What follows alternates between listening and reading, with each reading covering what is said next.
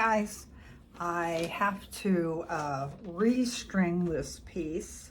I made it a couple of years ago and my customer broke it, and it didn't break at the clasp.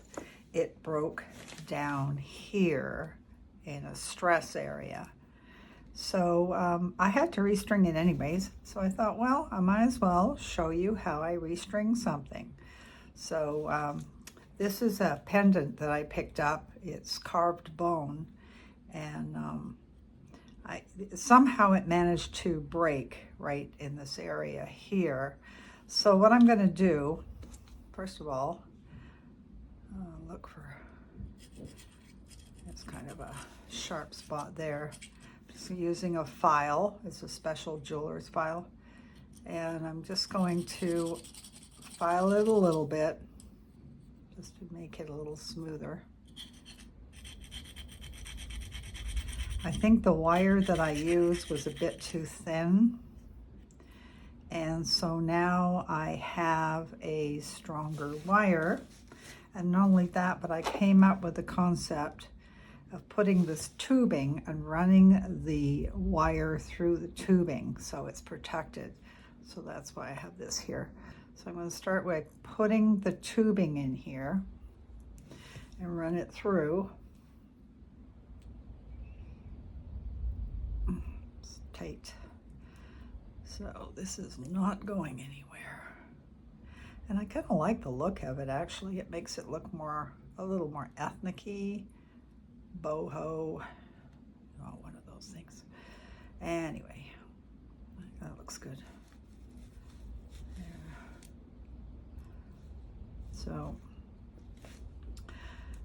I might have to put a little bit of glue in there later, but we'll see. You can see how it's in there. That's good and strong. She apparently wore it every day. She loved it so much. And sometimes that's not a good idea to wear something all the time, especially this big. It's a really large necklace, and it's quite heavy. So I have a soft flex, heavy, and I'm going to just cut a large piece of this. Figure out what I need. Here's one of my cutting tools. This is one of my favorites here. And this is my other favorite. This is a Tron X. And it's comfortable. And this is the one I use the most. So put the cover back on the wire so it doesn't unspool. So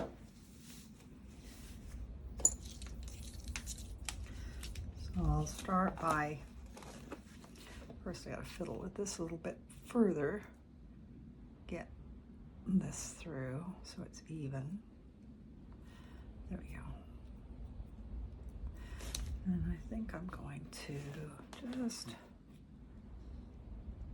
it's a rubber cording that I carry in my shop, and it's really nice stuff to work with. Okay, so I'm going to run that through there.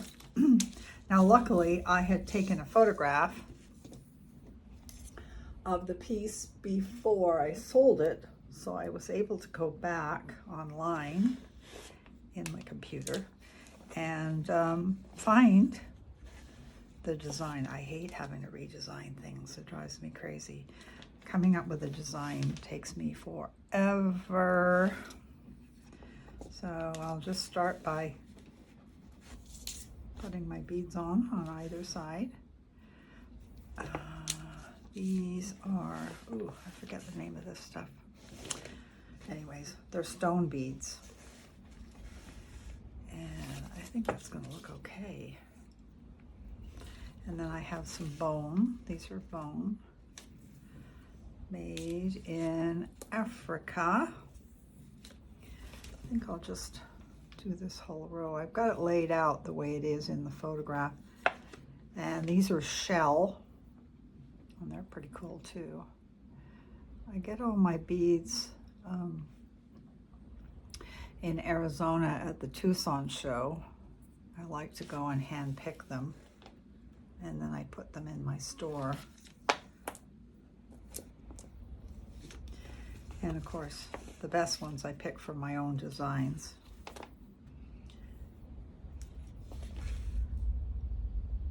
So I have quite a stash of cool beads. Okay, so you can see me doing this. So you just string it on, and I'll fast forward this. Sometimes they're a little sticky to get through there. Oh, this one's trouble. You gotta make sure your wire is really, really straight. Oh boy. Why, it's being ornery. Okay, let's try it the other way. Nope. Ay, ay, ay. Okay. I don't have one of those thingies here. I have a special needle. I almost had it. Darn it. I have a special needle that you attach to your thread, and then you'd be able to put it straight through. But the shells are hollow, so my cord is getting caught. Oh, darn it. You rats. Come on.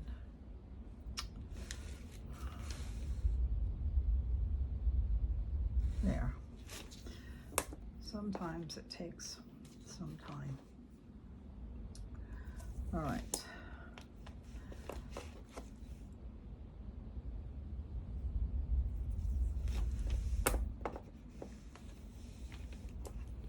And I have these little spacers.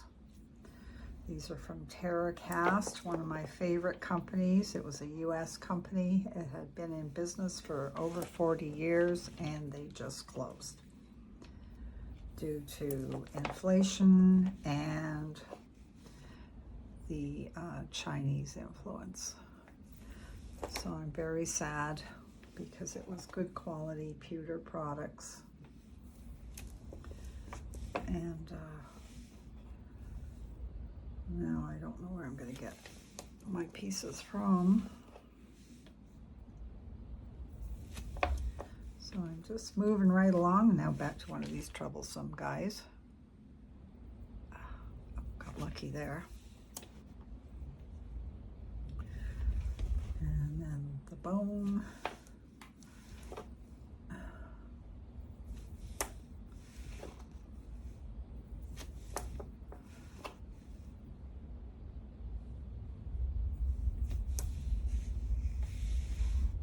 And then this is the little glass bead that I made. And this one is also a glass bead that I made too. You can see here.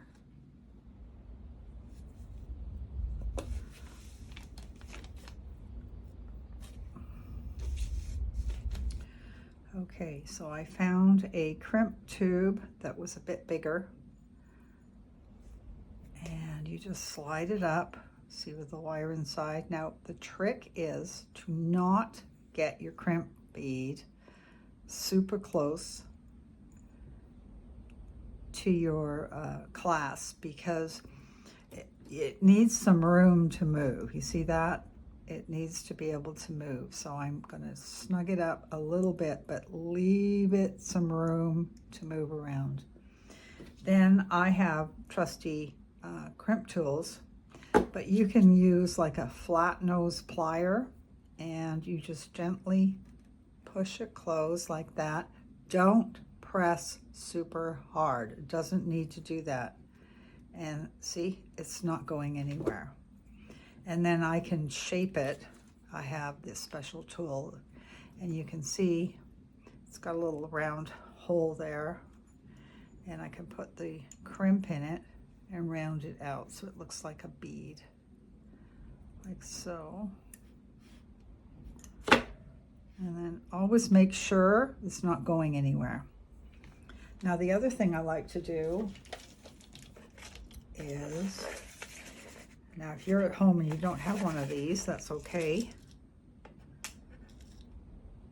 And I like to finish off my jewelry properly. And this is called a crimp cover. See how pretty that is? And so then what I do is I slide that right over top, and it covers the crimp like so. And I take my bent nose pliers and just kind of snug it a little at a time so it's closing like so. There. And it's not going anywhere. Now I'm going to run my beads back and make sure they're going to fit. Now I like to leave some of this wire, and so I can stick it through the beads, and it makes a better close. Let's see. This bead. Sometimes these beads, you know, they're stone beads come from usually India, and the holes are irregular. So I'm going to just grab this and pull that bead up. It's nice and tight because the hole on this bead is bigger on one side than it is on the other. And then what I'm going to do is cut this so that there's no wire hanging out. And make sure you do, because for me, I know myself, I have bought necklaces and that little piece of wire has been sticking out and drives me crazy on the back of my neck. So when I make a piece, I make sure there's no wire. See that? Okay. Now I'm going to do the other side. See, I have a long length of stringing wire left. That's okay. We cut that off. So look how pretty this necklace is. It's just gorgeous. It has these beautiful stones. This stone here, I believe, is Amazonite. And then we've got bone, shell, and my glass beads. It's a pretty cool piece. Okay, so we're going to put our crimp bead on first. Make sure it's a big one. Oh, we want the big one. This is the big one here. See the hole? And then I'm going to run it through and make sure your beads are all slid down real good and tight together. You don't want to have a gap after the fact. So this is the part where you have to be a bit more careful. All right, I'm going to cut some of this wire off because it's in my way. I can use that piece for a bracelet or something. And this is kind of a funky clasp. It's a bronze clasp. I have a thing for clasps. I like to put nice ones on my work. All right, so now run that through, and this is where it gets tricky because you have to run it through the beads, and sometimes it doesn't want to go, and it gets kind of a bit of a dilemma. All right, I like to pull it down. Let's see if it'll fit in here. Yep. Oh gosh, yes, it's going to work good. Now what you can do is grab your pliers and pull that wire through. There we go, like so. And then kind of nudge it down a little bit. My crimp just went inside the bead, darn it. Okay, I'm going to run that wire through another. You don't want to risk, you don't want to cut the wire until you're actually finished crimping. And because then you got to restring the whole thing all over again, which is really a pain, especially if you have small beads. Okay, so I've got that crimp, and it's being a bit of a butt right now. So see, it's sitting there, but see, I've got, this has got some space, and I'm going to go in and use my needle nose pliers to close it. There we go. And now that that's closed, and check it, make sure it's not moving. Go in and cut this wire down here. There we go. And be careful when you're cutting your wire. On occasion, I have cut the main wire by accident, which is kind of an embarrassing thing to admit. All right, I'm going to put one of these crimp covers on, like so.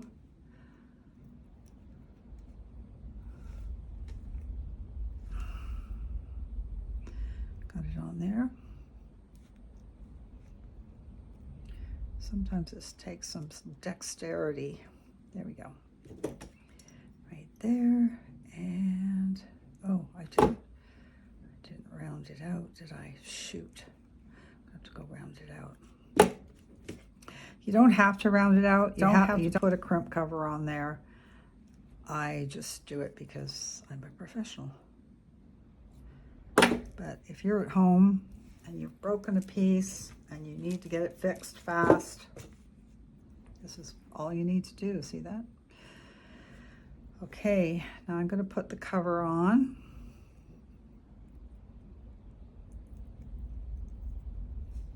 Like so. There we go.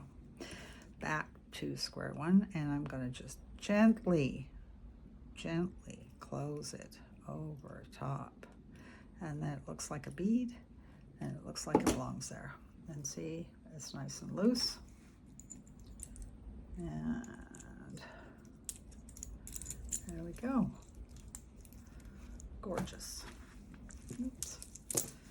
There's the front, and there's the clasp, like so. So if you've enjoyed watching this and learned something in the